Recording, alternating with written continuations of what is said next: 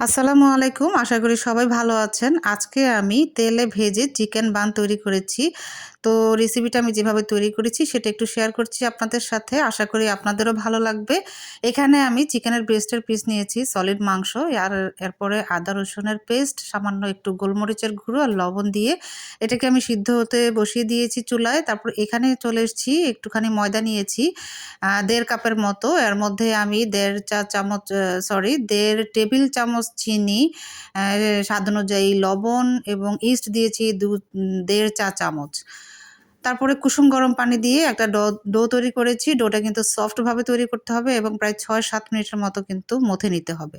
যাই হোক, গরম জায়গায় রেখে দিয়েছি আমি ০.৫ ঘন্টার জন্য। আর এই ফাঁকে আমি চুলার উপরে চলে এসেছি সেই আমার সিদ্ধ করে রাখা চিকেন দিয়ে পুর তৈরি করার জন্য।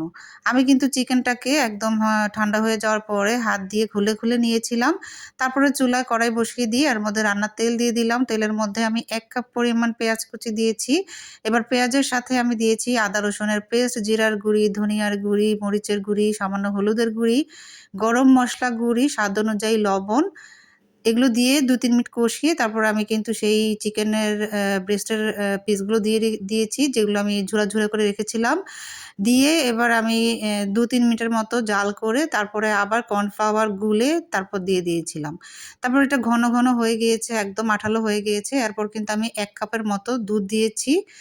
১ কাপের থেকে একটু কম হবে দুধ দিয়েছি। এবার দুধ দিয়ে একটু রান্না করে নেব এটাকে। তারপর দিয়ে দিচ্ছি ফাইনালি আমি tomato sauce, soya sauce, testing salt. একটু ভালো করে নেড়ে-চেড়ে নিব। পুরোপুরি আঠালো এবং শুকিয়ে গেলে আমি এই পুরটাকে নামিয়ে ঠান্ডা করে নেব। এবার আমার সেই ডোর কাছে চলে এলাম। ডো কিন্তু ফুলে ডবল হয়ে গিয়েছে, দেখতেই পাচ্ছেন। তারপর আমি এটাকে এবার আবার একটু মথে নেব ২-৩ মিনিটের মতো। এটাকে আমি ২ টা ভাগ করেছি, কারণ আমি ২ টা রুটি বানাবো। এরপরে আমি বেলে নিয়েছি একটু মোটা করে, তারপর পুর দিয়েছি। এটা আসলে দেখেই বুঝতে পারছেন আমি কিভাবে তৈরি করেছি।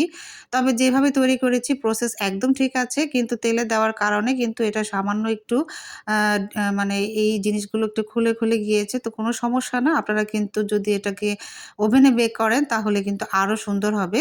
তো যাই হোক, দেখতেই পাচ্ছেন কিভাবে আমি নাস্তাটা তৈরি করছি। এই যে একটা তৈরি হয়েছে, ২ টি তৈরি করে নিয়েছি। তারপর ১০ মিনিটের মতো রেস্টে রেখে দিয়েছিলাম। তারপরে আমি তেল গরম করে নিয়েছি। এবার গরম তেলে আমি এগুলোকে লালচে বাদামি করে ভেজে তুলব। এপিঠ-ওপিঠ ভেজে। দেখতেই পাচ্ছেন খেতে কিন্তু খুবই সুস্বাদু হয়েছে। ওভেনে বেক করলে হয়তো আরো ভালো লাগবে। তো যাই হোক, আশা করি আপনাদের কাছে ভালো লেগেছে। সবাই অনেক ভালো থাকবেন আল্লাহর রহমতে। আমার জন্য দোয়া করবেন। আল্লাহ হাফেজ।